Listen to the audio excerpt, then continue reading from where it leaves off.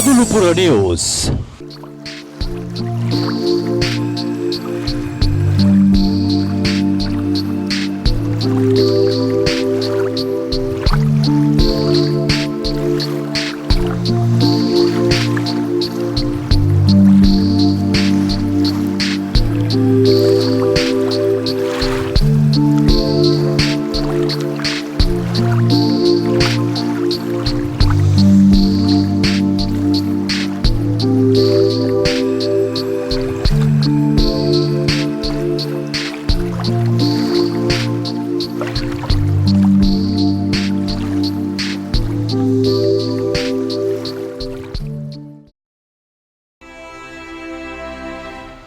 මෙවැනි වීඩියෝ දිගටම නැරඹීමට බදුලුපුර නිවුස් සබ්ස්ක්‍රයිබ් කරන්න.